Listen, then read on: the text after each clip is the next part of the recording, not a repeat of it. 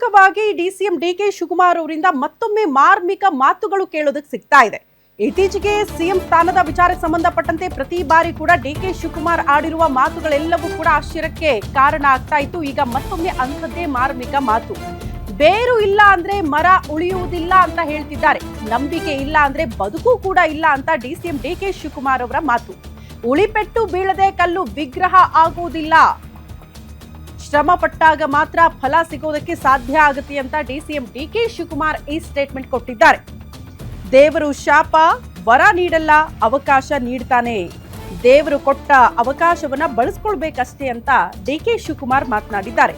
ರಾಜಕೀಯದಲ್ಲಿ ಧರ್ಮ ಬೆರೆಸಬಾರದು. ಶಿವಮೊಗ್ಗದಲ್ಲಿ ಡಿಸಿಎಂ ಡಿಕೆ ಶಿವಕುಮಾರ್ ಹೇಳಿಕೆ ಕೊಟ್ಟಿದ್ದಾರೆ. ತರಳಬಾಳು ಹುಣ್ಣಿಮೆ ಕಾರ್ಯಕ್ರಮದಲ್ಲಿ ಡಿಕೆ ಶಿವಕುಮಾರ್ ಭಾಗಿಯಾಗಿದ್ರು.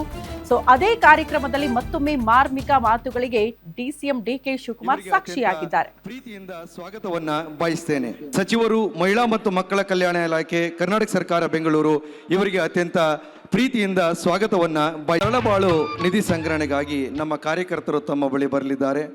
ತಾವೆಲ್ಲರೂ ಉದಾರವಾಗಿ ಕಾಣಿಕೆಯನ್ನ ಮಾಡ್ಕೊಂಡು ಬರ್ತಾ ಇದ್ದೀರಿ. ದೇವರು ನಮ್ಗೆ ವರನೂ ಕೊಡುವುದಿಲ್ಲ. ಶ್ರೀಗಳು ಇತಿಹಾಸ ಕೇಳಿದ್ದೇನೆ, ನ್ಯಾಯಾಲಯ ನಡೆಸ್ತಾ ಇದ್ದಾರೆ, ಕೋರ್ಟ್ ಅನ್ನು ನಡೆಸ್ತಾ ಇದ್ದಾರೆ ಅಂತ. ಈ ಜಗತ್ತಲ್ಲೂ ಕೂಡ ಪ್ರಜಾಪ್ರಭುತ್ವದ ವ್ಯವಸ್ಥೆಯಲ್ಲೂ ಕೂಡ ನಮ್ಮ ಧರ್ಮದ ಪೀಠದಿಂದ ನ್ಯಾಯಾಲಯ ನಡೀತಾ ಇದೆ ಅಂದ್ರೆ ಅದು ಅಷ್ಟು ಸುಲಭದಲ್ಲ. ಬೇರಿಲ್ಲ ಅಂದ್ರೆ ಮರ ಉಳಿಲಿಕ್ಕೆ ಸಾಧ್ಯ ಇಲ್ಲ. ಉಳಿಪೆಟ್ಟು ಬೆಳೆದೆ ಯಾವ ಕಲ್ಲು ಕೂಡ ಶಿಲೆ ಆಗ್ಲಿಕ್ಕೆ ಸಾಧ್ಯ ಇಲ್ಲ. ಹಂಗೆ ಯಾವ ಭೂಮಿ ಕೂಡ ಮಟ್ಟ ಆಗ್ಬೇಕಾದ್ರೆ ಹೊಲ ಉತ್ತಾಗ ಮಾತ್ರ ಭೂಮಿ ಮಟ್ಟ ಆಗ್ಲಿಕ್ಕೆ ಸಾಧ್ಯ. ಹಂಗೆ ನಿಮ್ಮ ಮನಸ್ಸಿನಲ್ಲಿ, ನಿಮ್ಮ ಬದುಕಿನಲ್ಲಿ ನೀವು ಶ್ರಮ ಪಟ್ಟಾಗ ಮಾತ್ರ ಫಲವನ್ನ ಸಿಗಲಿಕ್ಕೆ ಸಾಧ್ಯ. ಈ ಹಿನ್ನೆಲೆಯಲ್ಲಿ ಇವತ್ತು ನೀವೆಲ್ಲ ಕೆಲಸವನ್ನು ಮಾಡ್ಕೊಂಡು ಬರ್ತಾ ಇದ್ದೀರಿ. ದೇವರು ನಮ್ಗೆ ವರನೂ ಕೊಡುವುದಿಲ್ಲ, ಶಾಪನೂ ಕೊಡುವುದಿಲ್ಲ, ಅವಕಾಶ ಮಾತ್ರ ಕೊಡ್ತಾನೆ. ಅವಕಾಶ ಕೊಟ್ಟಾಗ ನಾವು ಏನು ಮಾಡ್ತೇವೆ ಅದು ಬಹಳ ಮುಖ್ಯ.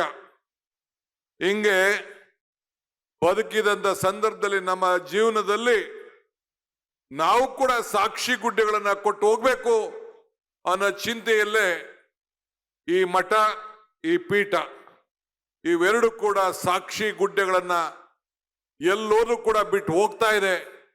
ಅದಕ್ಕೆ ನನಗೆ ಕರ್ನಾಟಕ ಸರ್ಕಾರದ ಪರವಾಗಿ ಒಬ್ಬ ವೈಯಕ್ತಿಕವಾಗಿ ಈ ಮಠದ ಒಬ್ಬ ಅಭಿಮಾನಿಯಾಗಿ ಶ್ರೀಗಳು ಮತ್ತು ಅವರೆಲ್ಲ ಬಂಧುಗಳಿಗೆ, ಎಲ್ಲ ಅವರ ಪೀಠಗಳಿಗೆ, ಅವರ ಎಲ್ಲ ಮಠಗಳು ಏನು ಇವೆ ಅವೆಲ್ಲರೂ ಕೂಡ ಈ ಸಂದರ್ಭದಲ್ಲಿ ನನ್ನ ಸಾಕ್ಷಾಂಗ ನಮಸ್ಕಾರಗಳನ್ನು ಅರ್ಪಿಸಲಿಕ್ಕೆ ನಾನು ಬಯಸ್ತಾ ಇದ್ದೇನೆ.